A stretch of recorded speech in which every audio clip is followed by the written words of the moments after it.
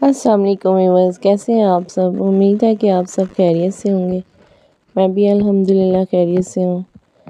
तो आज हमने मूली का पराठा बनाया।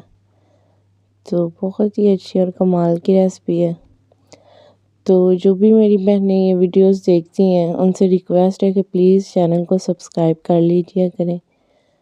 अच्छा जी, तो यहाँ पे हमने मूलियों को अच्छे से क्रश करके उनका पानी पहले से निकाल लिया और एक बर्तन में उनको चूल्हे पे रख लिया। तो यहाँ पे हमने थोड़ा सा इसके अंदर ऑयल डाला है। अच्छा, तो अगर आप मूलियाँ पका के थोड़ी सी 4 से 5 मिनट लगते हैं। अगर आप मूलियों को पका के तो उनका पराठा बनाते तो उसमें से पानी भी नहीं निकलता और पराठा भी बहुत अच्छा बनता है। तो यहाँ पे आपने चूल्हे को बिल्कुल इग्नोर कर देना है, क्योंकि मैंने अभी बच्चे स्कूल से आ गए थे तो उनके लिए फटाफट से पराठे बनाने थे। तो अभी कोई भी सफाई वगैरह नहीं थी हुई। तो यहाँ पे मैंने इसके अंदर 2 चम्मच सुरख मिर्च और थोड़ी सी हल्दी ऐड कर दी है और 1 चम्मच के करीब मैंने नमक ऐड किया है। तो ये टोटल 2 किलो मूलियाँ थी। अच्छा जी, तो अगर आप इनको बना के रखें तो इन बेहतर तो है कि इनका आपने ताज़ा ताज़ा फ्रेश बनाया तो आप इसको फ़ौरन से इस्तेमाल कर लें। लेकिन अगर आप कच्ची मूलियाँ होंगी तो उनको रखेंगे तो वो पानी छोड़ जाएंगी। लेकिन अगर आपने इस तरह ऑयल में मूलियों को पकाया होगा तो वो अब अगर आप 1 से 2 दिन के लिए फ्रिज में भी रखते हैं तो कोई मसला नहीं होता है, आप दोबारा भी पराठे आराम से बना सकते हैं। तो यहाँ पे मैंने थोड़ा सा धनिया और 2 कटी हुई सब्ज़ मिर्चें इसमें ऐड कर दी हैं। तो बस 4 से 5 मिनट हम इसको पकाएंगे।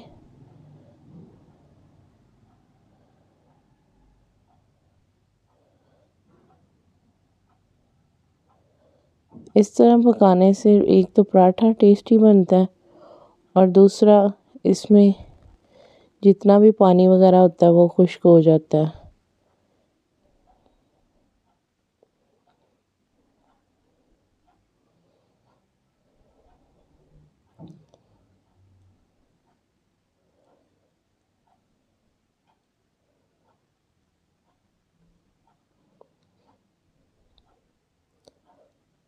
अच्छा, यहाँ तो तुम यहाँ पे मैं डबल पेड़े वाले पराठा बना रही हूँ।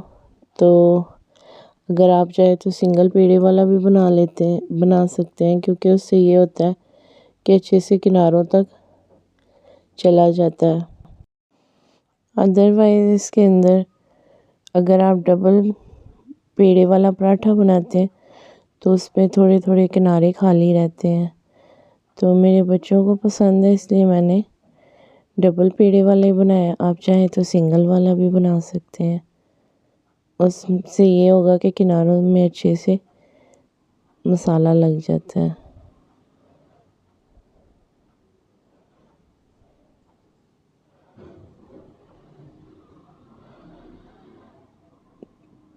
तो यहाँ पे आपको मूलियों में जो थोड़ा सा लिक्विड नज़र आ रहा है ये ऑयल है। तो इस तरह ऑयल अगर आप इसके अंदर मूलियों में डाल लेते हैं और पका लेते हैं तो फिर आपको पराठे के अंदर ऑयल लगाने की ज़रूरत नहीं है।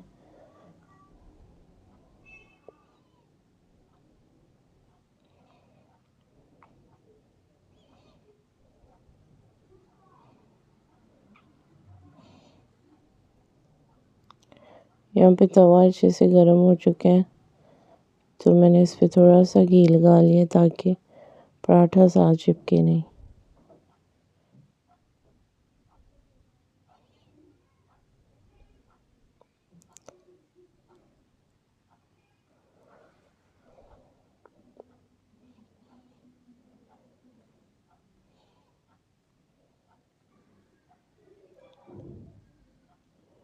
तो मूलियों का पराठा इस तरह बहुत मज़ेदार बनता है।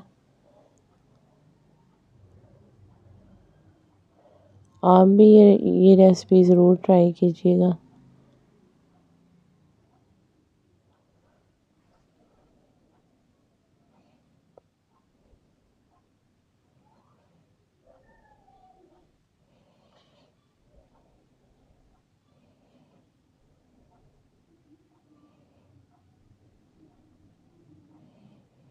तो जो जो भी मेरी सिस्टर ये वीडियोस देख रही हैं, रिक्वेस्ट है कि आप लोग मेरे चैनल को प्लीज़ सब्सक्राइब कर दीजिएगा। इस तरह आपको हमारी नई आने वाली तमाम वीडियोस मिलती जाएंगी।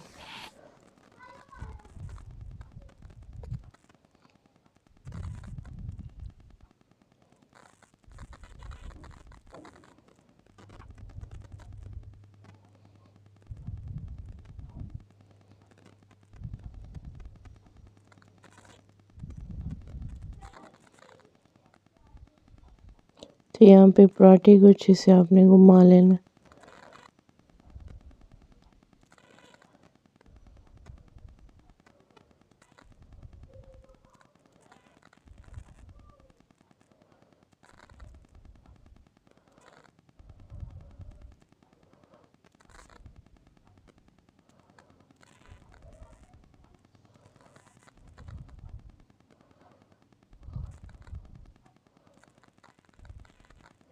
नहीं जी, बहुत ही सॉफ्ट एंड क्रिस्पी, बहुत ही मज़े का पराठा हमारा रेडी है। तो आपने भी ये रेसिपी ज़रूर ट्राई करनी है और कमेंट्स में ज़रूर बताना है कि आपको वीडियो कैसी लगी हो। ओके जी।